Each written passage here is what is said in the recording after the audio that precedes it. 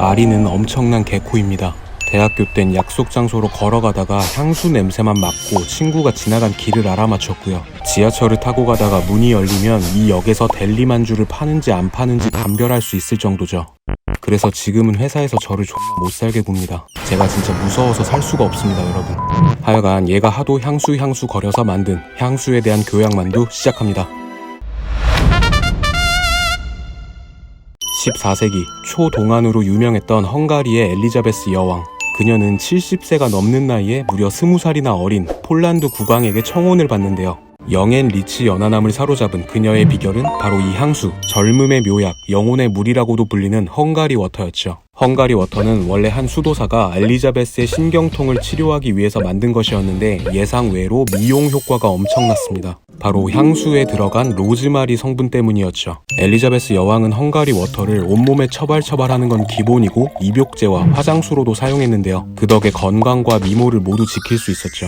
하지만 인류가 처음부터 향수를 뷰티템으로 사용했던 건 아니었습니다. 향수의 어원인 이 단어는 연기를 통한다 라는 뜻인데요. 신에게 제사를 올릴 때 향기가 나는 나뭇가지를 태우고 향나무 잎으로 만든 즙을 몸에 바르던 것이 향수의 기원이었죠. 이후 향을 화장품처럼 사용하기 시작한 건 고대 이집트 시대부터입니다. 이때는 향료에 오일을 섞은 향유를 사용했죠. 이집트 하면 빠질 수 없는 대표 미녀 클레오파트라는 직속 조향사를 두고 요일마다 다른 향유를 즐겼고요. 연인과 뱃놀이 할 때는 심지어 배에 도채도 향을 발라서 배 주변에 향기가 맴돌도록 했다고 합니다.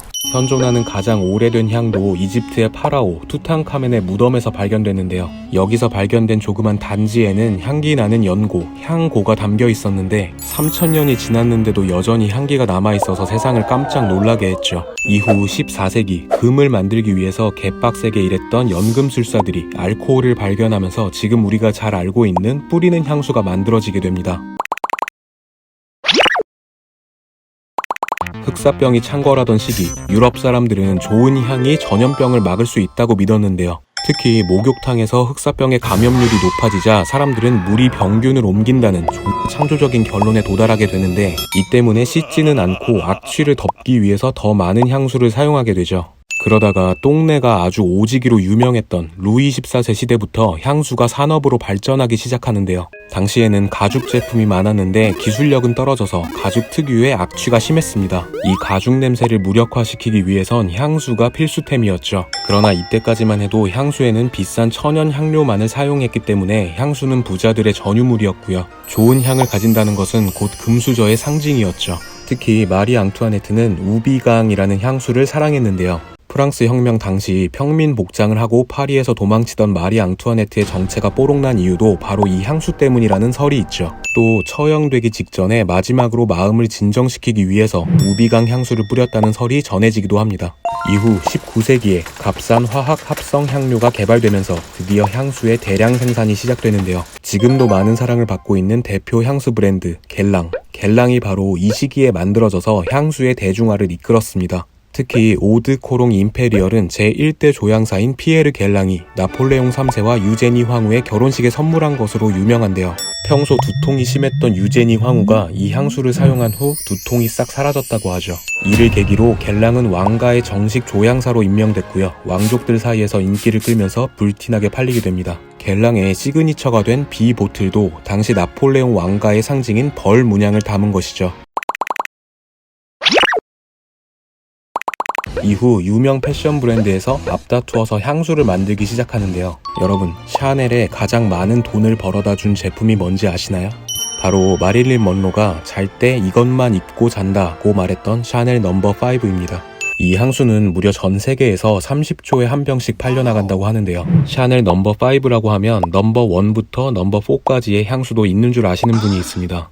그러나 이 이름의 유래는 샤넬의 조향사였던 어니스트 보가 이 향수를 만들 당시 총 10개의 샘플 중 5번째 향을 선택했다고 해서 붙여진 이름이죠. 향기는 발향의 단계에 따라 탑 노트, 미들 노트, 베이스 노트로 나뉘는데요. 뿌렸을 때 맡을 수 있는 첫 향인 탑노트는 뿌린 후 10분 정도, 미들노트는 30분에서 1시간 정도 지속되고요. 잔향에 해당하는 베이스노트는 약 4시간에서 5시간 정도 지속됩니다. 때문에 향수를 고를 때는 가장 오래 지속되는 베이스노트를 맡아봐야 하죠. 시향지나 손목에 향수를 뿌린 후에 10분에서 20분 정도 있다가 다시 향을 맡아보는 것이 좋습니다. 인터넷에서는 유명 연예인들이 쓰는 향수를 막 추천하는 글들이 많이 보이는데요. 안타깝게도 똑같은 향수를 사봤자 여러분에게 같은 향이 나지는 않을 겁니다. 신체의 온도와 살 냄새, 그리고 피부 건조함의 정도에 따라서 향이 미묘하게 달라지기 때문이죠. 그러니까 여러분 저처럼 돈 낭비하지 마세요.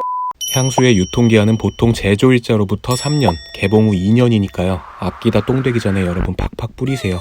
그런데 문득 궁금해집니다. 특정한 향기가 정말 이성을 유혹하는 데 효과가 있을까요? 독일의 한 설문조사에 따르면 전체 응답자의 15.2% 이상이 상대방의 향기 때문에 사랑에 빠진 경험이 있다고 하는데요. 유전학적으로도 조직의 형질이 서로 다를수록 상대방의 몸 냄새를 더 좋게 느낄 수 있다고 합니다. 여기서 흥미로운 사실은 여자들은 자신의 아버지와 유사한 냄새가 나는 남자일수록 거부감을 갖는다고 하고요. 남자들은 여자들의 눈물 냄새에 성적 흥분이 감소한다고 합니다. 그리고 페퍼민트 향이나 블러드 오렌지 향을 맡으면 식욕을 줄이는 데 도움이 된다고 하는데요. 그러니까 여러분 밤에 막 치킨이 땡기거나 하시면 재빠르게 블러드 오렌지를 찾아서 향을 맡으면 개꿀입니다. 블러드 오렌지를 항상 침대 옆에 비치하세요. 개소리였고요. 교양만두였습니다.